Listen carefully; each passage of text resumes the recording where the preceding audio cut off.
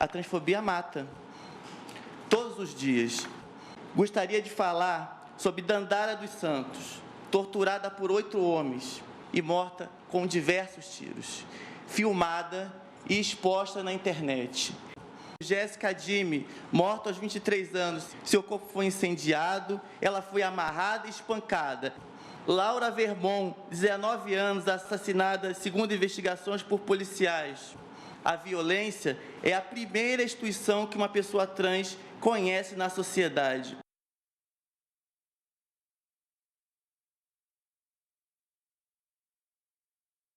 Meu pai foi a pessoa que me ajudou e me propiciou que eu pudesse me formar em direito. Me deu todo o apoio material e apoio moral possível.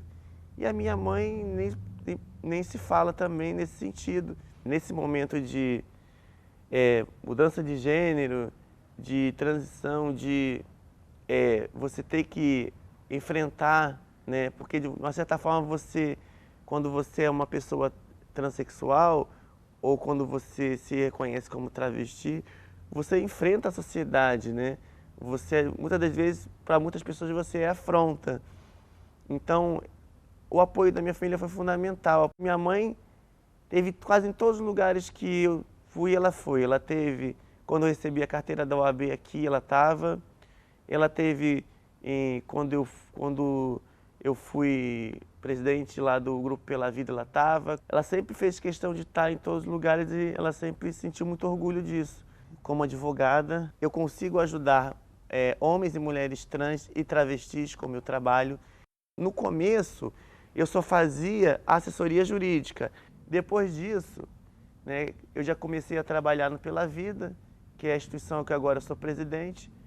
E eu comecei a pensar o seguinte, a gente tem que trabalhar também políticas em sentido macro, porque quando você trabalha só o particular, você só resolve aquela situação em particular, mas quando você trabalha políticas públicas, você consegue atingir um número muito grande de pessoas. O Estado brasileiro tem obrigação de propiciar legislação específica que proteja a integridade física de pessoas de acordo com sua orientação sexual e identidade de gênero. Então, o Estado brasileiro não pode se furtar de legislar em relação à homofobia e à transfobia, inclusive porque ele, internacionalmente, já se comprometeu a fazer isso e se nega peremptoriamente.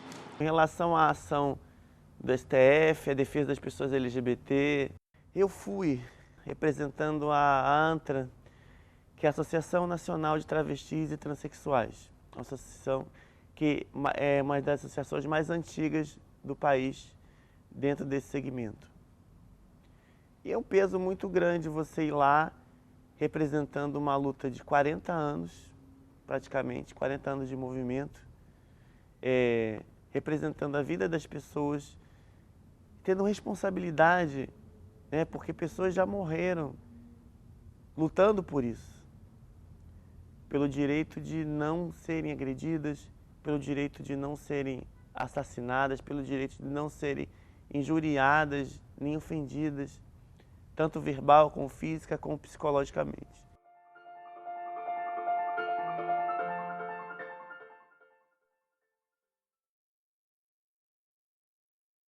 Eu era uma criança muito isolada do mundo, então eu tinha o meu mundo, eu gostava de brincar e já produzia algumas coisas. Eu gostava muito de desenhar, então eu não era aquela criança que ia pra rua jogar futebol, eu ficava em casa desenhando.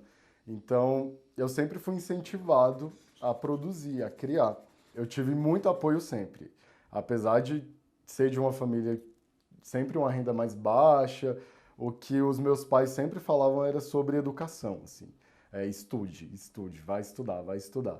E eu lembro que quando eu falei, vou estudar artes, e eu decidi também muito cedo que eu queria estudar artes, o que eu ouvi da minha mãe foi, meu filho, eu nunca vou poder te ajudar financeiramente, mas se esse é o seu sonho, e se o seu sonho é estudar, então escolha o que você quer estudar e só vai, assim, só vai. Mas esse apoio moral, assim, sempre existiu.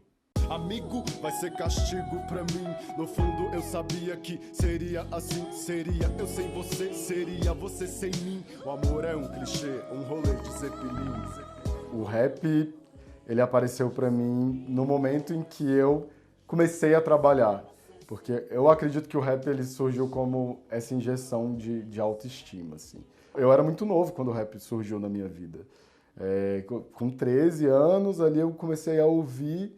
Com 15 anos eu já estava dentro de um grupo de rap, eu já estava escrevendo minhas primeiras músicas. Não pedi licença, nem a benção de ninguém. Fiz desavença com quem não quer me ver bem. Em todo lugar tem alguém querendo atrasar, e eles estão bem aquém do talento de Moá. Quando eu passei da pré-adolescência e comecei a entender mais a minha sexualidade, aí foi uma ruptura com o rap, porque eu me vi um jovem de periferia que se conectava com o rap nesse momento, mas um jovem de periferia gay. Então, a partir do momento que eu me identifiquei, eu sabia que eu era gay, dentro da cena do rap, que é um cenário muito machista, homofóbico, eu fiquei, opa, peraí, e agora? O que eu faço, né? Então, eu passei por um hiato, assim, fiquei um tempo sem querer produzir rap, até que em 2015 eu já tinha cursado, já tinha feito curso de artes, e eu sofri uma agressão, né, por homofobia. E aí foi um outro momento que o rap voltou para minha vida, que foi quando eu ainda no chão, sentado, assim, depois da agressão, a primeira coisa que passou na minha cabeça foi, estou vivo. Estou vivo. Eu apanhei de 4 caras, assim, foram 4 homens, um tinha um taco de beisebol, e aí quando eu me toquei que eu estava vivo e que era real a homofobia, ela gritava mesmo, aí eu falei, não, eu não consigo produzir uma arte que não fale sobre isso. Assim. Eu fiz essa letra pra te dar a letra, você não vai me querer ver azeda, se não aplaude apenas respeita, te trombo na pista, ela fica estreita. Eita!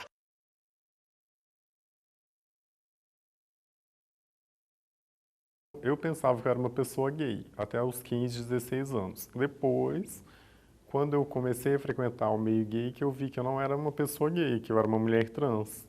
Mas eu comecei a transição só depois dos 20 anos de idade, porque naquela época não existia muitos médicos endócrinos que tratavam pessoas trans.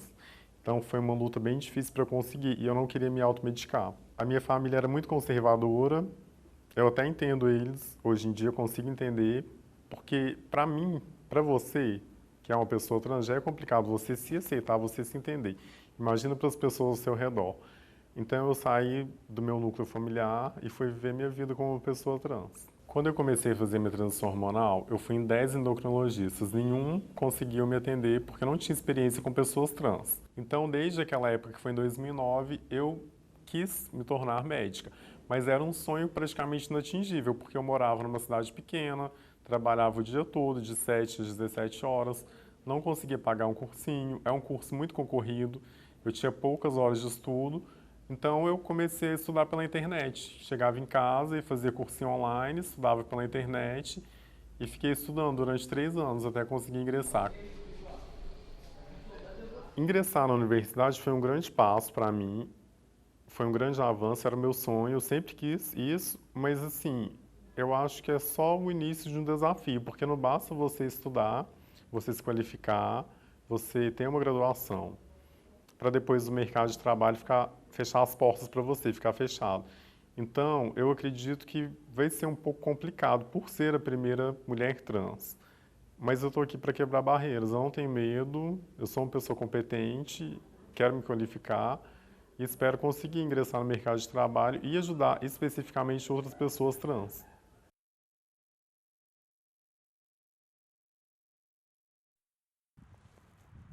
Eu me entendo como uma pessoa não binária de gênero tem mais ou menos uns 5 anos. E antes disso eu era apenas, assim, não apenas, mas uma bicha afeminada. O não binarismo ele é muito amplo, a gente costuma dizer que é o guarda-chuva que ele acolhe, né, todos os gêneros, todas as pessoas, todas as formas, né, de expressividade, enfim. Sou formada em jornalismo, mas não segui carreira, por decepção. Eu queria estar dentro, envolvida na área de cultura, que era sempre foi o meu sonho, tipo arte, cultura, produção, enfim.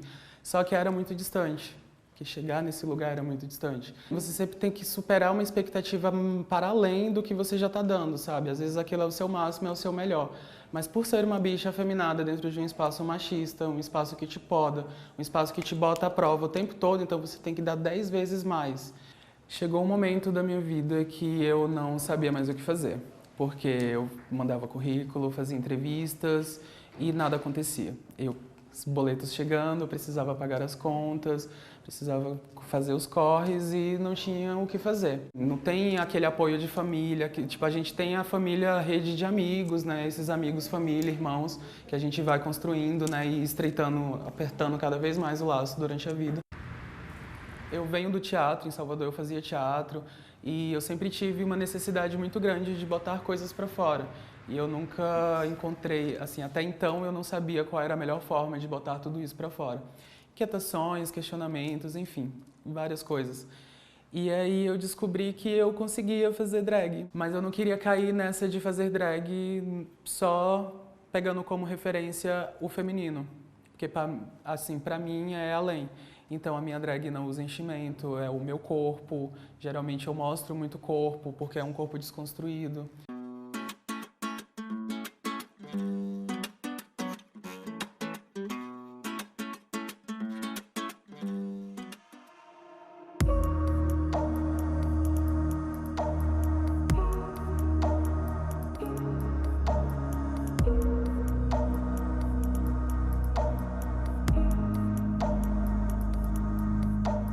%90 das travestis e transexuais têm a prostituição como único meio de vida, porque elas são expulsas da escola, expulsas da família, expulsas dos espaços sociais, expulsas de oportunidade de emprego, tudo pela banalidade do mal transfóbico que já foi falado aqui. Existe uma problemática muito grave, sobretudo relacionada a travestis e transexuais, que diz respeito ao não cumprimento da escolarização, né? E o direito à educação é um direito, e, portanto, você tem uma dificuldade muito maior na inserção no mercado de trabalho. A gente pode pensar numa perspectiva do Estatuto da Criança e do Adolescente, que o direito à convivência familiar, em muitos casos, também é violado, porque nós temos muitas pessoas lésbicas, gays, travestis, transexuais, que passam por rupturas de vínculos familiares ainda na adolescência.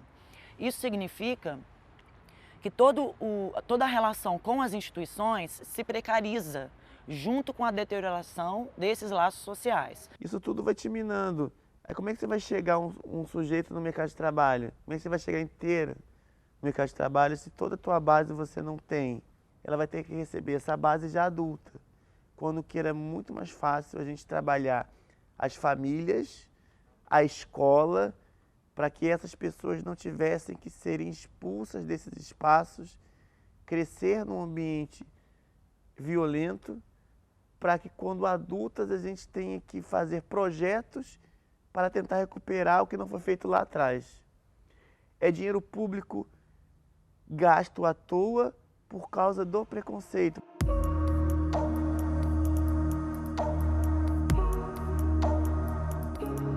Não existe mercado formal. Você não vê uma trans numa farmácia, numa loja, no supermercado, no posto de gasolina. As trans que não fazem prostituição, elas trabalham em qualquer salão de beleza. Elas são profissionais autônomas. Agora, você acha que eu vou chegar no hospital, um hospital tipo Aliança daqui, vou lá, oi, acabei de formar aqui, tem uma vaga. Você acha que eles vão me dar emprego, sinceramente? Se chega um hétero bonitinho, padrãozinho lá, com as mesmas qualificações que eu, é óbvio que eles vão pegar o hétero. Tem muito estigma, ainda tem, infelizmente, tem muito estigma com gay, imagina com trans. A Vitória House é uma casa de shows, é uma casa de festas que já funciona há 8 anos aqui no Distrito Federal. A nossa frequência de público é majoritariamente LGBT, ela é feita por LGBTs, para o público LGBT. Já há algum tempo a gente tem prioritariamente contratado pessoas trans que estão em extrema condição de vulnerabilidade, enfrentam um desemprego no DF, no Brasil, de 90% às vezes, né? Então a gente tem recrutar essas pessoas trans. A gente tem muitos meninos trans que trabalham com a gente, algumas meninas trans, as meninas mais no elenco, os meninos em diversas funções, caixa, recepção, bares, né? A gente tem também recebido pessoas em vulnerabilidade como refugiados venezuelanos, também LGBTs. Então a gente tem sempre preocupado sempre de acolher e oferecer esse trabalho de dignidade que vai oferecer a diversão para os nossos clientes. Eu amo a Victoria House. Ela me deu uma oportunidade que eu estava quase entrando em depressão depois que eu saí do restaurante, e aí eles conseguiram abrir as portas para mim, e o básico que a gente tem que fazer é retribuir esse favor, né? Porque é difícil, o emprego está difícil. Quando eu saí do restaurante, eu passei muito tempo sem trabalhar. E aí a Victoria House abriu as portas para mim e eu tô aqui hoje. Para mim, enquanto homossexual, LGBT, saber que eu posso ajudar pessoas como eu, pessoas que realmente passam por essas dificuldades de inclusão, de inserção na sociedade, de inclusão no mercado de trabalho. Então, para mim é muito importante, porque se eu tive alguns privilégios durante a minha vida, tive condição de estudar, fazer minha faculdade, enfim, tem muita gente que não tem essa estabilidade dentro de casa, e é muito importante que a gente ajude essas pessoas a se despontarem e poderem formar suas famílias, a sua própria trajetória. Realmente o mercado de trabalho ele não tá preparado para receber pessoas LGBT. E às vezes até por desconhecimento. Eu acho que as empresas precisam ter assessoria. Nossa, nós que trabalhamos com diversidade, temos que tentar correr atrás e prestar assessoria para essas empresas. Porque o empresário ele quer saber o seguinte: como eu posso incluir a diversidade? Como? Isso vai ser vantajoso para mim em que sentido? Tem que explicar a estrutura que ele precisa colocar, ele precisa capacitar recursos humanos. Porque recursos humanos vai ter que lidar com uma série de questões, principalmente quando você contrata população transexual, porque você tem a questão do crachá, do nome social, do banheiro, do gênero, enfim, uma série de questões que precisam estar preparados. Eu sou um homem trans e não necessariamente todas as pessoas vão saber sobre isso.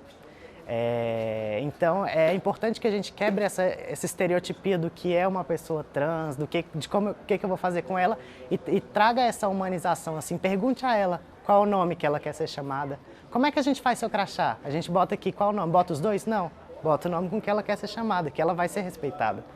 A questão do banheiro também, a pessoa sabe muito bem qual banheiro ela vai utilizar. Eu já fui expulso de banheiro, mas eu tenho um amigo que já foi estuprado. O que algumas pessoas relatam é que, para facilitar o diálogo, a negociação de uma vaga de emprego, muitas dessas pessoas tentam omitir quem elas são. E a gente está falando que isso implica uma renúncia muito extrema, né? De ser a si próprio, de ser a si própria, visando se adequar a uma norma social como condição para acessar direitos que são básicos à sobrevivência. Por outro lado, as pessoas que não vão necessariamente negociar essa identidade, né, visando ocupar uma vaga de trabalho, que se apresentam como gays, se apresentam como lésbicas, ou que isso é visível de alguma forma por meio de expressões de gênero, gestualidade, símbolos que nós usamos também, camisetas, né, adereços, bandeira LGBT, alguma coisa nesse sentido, né? Ou para pessoas trans que visivelmente são pessoas transexuais, muito frequentemente essas pessoas escutam que elas não teriam perfil para ocupar determinadas vagas. Esse não ter perfil não necessariamente está relacionado a uma falta de competências ou de habilidades. Um estudo da Human Rights Campaign, que é um observatório norte-americano que visa estudar especificamente essa questão do LGBT no ambiente de trabalho, fala que lésbicas, gays, bissexuais, que já sejam fora do armário, vamos colocar assim, em ambientes universitários, quando ingressam no mercado de trabalho, acabam tendo que retornar para o armário. Então, por questões econômicas, essa questão econômica, como é o caso trans, vai pesar bastante, vai ter um aprofundamento nessa desigualdade.